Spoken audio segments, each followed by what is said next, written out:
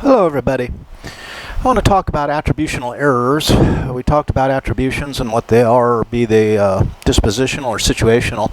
And that's where a bunch of the errors come in that sometimes will apply one type of attribution when another might be more appropriate. So, and also the background pictures on this is all pictures of crystals. So I like to collect crystals, rocks, and then I take pictures because I like to do photography. So it's kind of an intersection of the two hobbies. And what the hell, I can subject you to some PowerPoint backgrounds. So let's talk attributional errors then. Heuristics. I want to start there. Heuristic is a mental shortcut, right? There are shortcuts. We use shortcuts rather than specific measures, let's say, because they're easier to employ. And they usually provide answers that are good enough. So if I need to pace off, let's say, the square footage of a room. Let's suppose I'm looking at a house and I just want to pace off the square footage. I use my foot because I have a size 9 shoe, and a size 9 shoe equals about 12 inches. So I can go heel to toe, and I can get a general length versus width and calculate the square footage. Is it precise? Is it exact? If I was tiling the floor, would I do that? No, I'd get a measuring tape and I'd do it correctly. So, but sometimes we use these shortcuts, and remember, Fisk and Taylor are called as cognitive misers, so you can see we're susceptible to using heuristics because they take less effort. But the downside is they produce suboptimal outcomes at certain times. They're also known as rules of thumb because if you look at this first joint of your thumb, that's about an inch for a lot of people, right? So stereotypes then are a form of heuristics, and we've discussed stereotypes. It's categorizing a person and then knowing about that person based on the stereotype content, which is not a precise way to get to know somebody. So attributional errors often reflect shortcuts, and that's why I mentioned heuristics here in the first place. So attributional errors, we're going to talk about the fundamental attribution error, the actor-observer effect, defensive attributions. We're going to talk about the self-effacing bias, that's the modesty bias. We'll mention the ultimate attribution error, or also known as the group-serving bias. We'll talk hindsight bias, and we'll talk confirmation bias. So that's kind of the extent of where we're going to go in this lecturette. So the fundamental attribution error is an over-reliance on dispositional explanations rather than situational explanations. We know that dispositional explanations generally come first. They're automatic, right? And so little cognitive effort is required, and that's how, it kind of ties to being a heuristic. We often fail to consider the power of situational influences. So if I'm driving down the freeway and I'm in the fast lane, the number 1 lane, and someone comes hauling up, and all of a sudden I look up in my rearview mirror and they're right on my ass. I can't even see their grill, right? They're so close. And I go, "What's wrong with you, you maniac? I'm doing 70 miles an hour in a 65. Get off my ass," right? And maybe I want to tap the brake or do some stupid shenanigans. But then finally, my more mature part grabs hold and says, "Why don't you just pull over, move over a lane and let them go by?" And I'm thinking, God, what an asshole. Look at these people. Where did they learn to drive, right? Did they get their driver's license in a Cracker Jack box? That was one of my grandfather's favorite sayings, by the way. And then as I move over and then they speed by, I look and there's this guy driving, but I look at the back seat and there's a woman holding this bleeding baby, and I go, oh my God, they were probably rushing to get to the hospital, right? And so the situation is causing the driving behavior rather than the disposition. But the fundamental attribution error says I'm going to go for disposition at least first, and then going to situation often requires a correction. And we talked about the conditions under which corrections might be made. Do you remember that? Remember that mantra, when we're motivated and when we're able. And that's where many of these higher level cognitive processes come in, under conditions of motivation and ability. Enough of the fundamental attribution error. Let's talk about the actor-observer effect. And this is similar to the fundamental attribution error. It adds another dimension. Now here, the other dimension is self versus other. So when I do something well, so we're talking about the self, right? I give a dispositional explanation like, oh my God, I am so bitchin', right? But when I do something poorly, then I'll often give a situational attribution. Oh my God, under these circumstances, I don't know how I could have done any better. Notice I invoke some explanation of the circumstances. You can imagine doing well on an exam, you say, oh my God, look at how smart I am. You do poorly on an exam, you say, oh my God, that teacher sucks, right? So you move it back and forth, right? Now, The actor-observer effect, though, is about the other then. When he does something well, I'll often give a situational explanation, especially to protect my self-esteem. You know, oh my God, they were so lucky, right? When they do something poorly, then I'll say, well, obviously they did it poorly because they're stupid or they suck, right? So isn't it interesting how these cognitive gymnastics we do kind of in support of the self? Let's talk defensive attributions, and this is a nasty one. This is also known as victim blaming. That is, blaming the victim for their plight. The more similar the victim is to the observer, the more we're motivated to engage in defensive attributions. Because here's the deal. If we hear about someone getting, let's say, robbed or beaten up on the way to the car, and we say, oh my God, you know, initially we'll say that, well, that could happen to me. I could be robbed and beaten up on the way to the car as well. So what do? Well, I try to differentiate myself from the person who was the victim. Well, you know, they obviously weren't looking around. They don't pay attention like I do.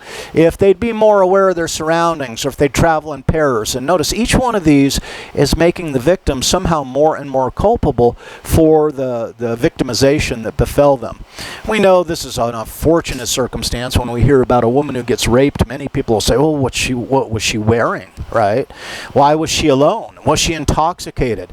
Notice we're not talking about the perpetrator at all. It's all on the victim. But here's the deal.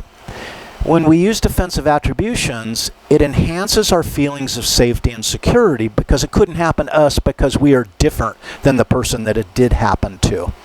So, nasty but effective, right? Next up, ultimate attribution error. What do you think? Well, this is the FAE applied at a group level, so what we're doing now, our group is great, right? We're bitching, right? And we do dispositional. But when something is wrong, we say, oh my God, you know, we couldn't help it. There was nothing else we could do. The circumstances were beyond our control. So for failure, we give a situational attribution.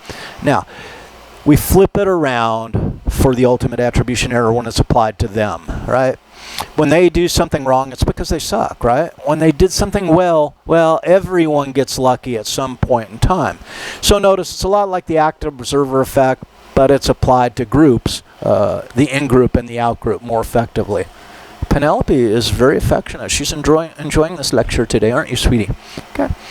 Let's talk about the self-effacing bias, and here we can look at attributions as they might differ for collectivists versus individualists.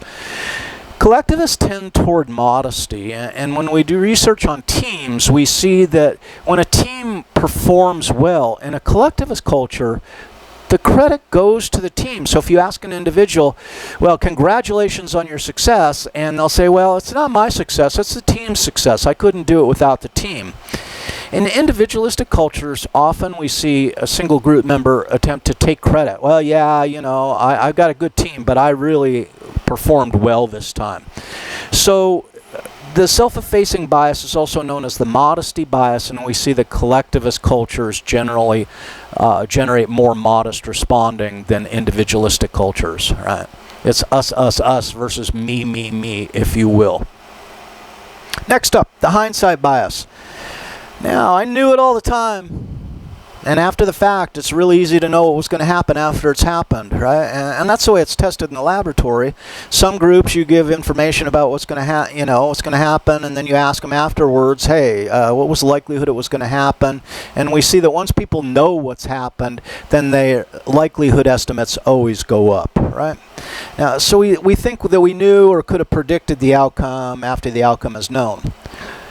Let me ask you this question then. What do you think is the benefit to engaging in the hindsight bias? And when you think about it, I get to feel pretty smart because I would have known it all along. Look what a good predictor I am, right? So it feeds directly to the self-esteem, which is not uncommon for some of these biases. Now, the confirmation bias is the tendency to assign greater truth value to information that confirms one's belief. And we see how this is important. We can go all the way back to Dunning and the motives of the executive and cognition, right? But again, this is a self-esteem boost because I look at information that agrees, I discredit information that disagrees, I have a bias to favor information that agrees with me, and it makes me feel smarter, more savvy, right? So the motivational aspect of the confirmation bias ties to many phenomena we've discussed in this course. What do you think? Can you name maybe 3? And consider that, right? So this leads to this idea that, you know, what might be called cognitive errors, we might reframe under certain circumstances as motivated strategies. And how do we know the difference? How do we know if there's a software glitch, right? If there's a problem with the process and it represents just a poor thinking process, or is it something that someone is willfully engaged in a motivated manner? So the best way I know of to look at this is step back and say, is there a gain? Did a person did they gain by committing this error, right? And if there's no gain, then we might be able to call it an error pretty straightforward. But if there's a gain, then the error might not be an error at all. It could likely be a strategy in service of some psychological component. And of course, self-esteem is one of the primary ones, but certainly there are others. So I want you to take a moment and you can test yourself, right? And let's look at each one of these. This is for you to do, right? So I've got the table here. Here's the fundamental attribution error. What are the potential gains by committing the fundamental attribution error, right? Is it always an error, or could it reflect a strategy that allows the implementer of the FAE to make some kind of gain? What might be the gain for the actor-observer effect? Okay. What might be the gain for the ultimate attribution error? What about the self-effacing bias, right? The hindsight bias and the confirmation bias. So if you can kind of name 1 or 2, 3 potential gains for each of these, I think it's clear that you're getting an understanding of how we can look at them as errors under certain circumstances. But when there's a gain, maybe we better call it a motivated bias. Right? And this ties directly to discussion board 7. So for this discussion board, I want you to pay attention, because it's field work, right, to yourself and others. Be on the lookout for an attributional error. Once observed, name it, define it, and explain the details of your observation. Enough so that the reader sees where you're coming from, right? Finally, a brief sentence on whether you believe it's a motivated error or not, right? So was there bias involved? Was there some kind of gain? Get back to that point. And if it's motivated, in the service of what, right? And I want you to limit yourself, I'd prefer that you limit yourself to these 5. Either the fundamental attribution error, the actor-observer effect, the ultimate attribution error, defensive attributions, and or the confirmation bias, right? So I think it's going to be about a paragraph each, right? And I think the assignment says that you need to do 2, but check that out on Carmen and have fun with it. Be a good observer, get out there in the field. You don't have to go in the field, you can be on the internet, because remember, the internet's kind of like the field as well, so you can look at discussion boards, chat rooms, what have you. Right? And that's all I got for you on the errors. So we're going to close with this little slide of Fancy Jasper. Looks pretty fancy, and that's why they call Fancy Jasper. What do you say, Penelope? You going to say goodbye? All right, she's busy. Later, guys.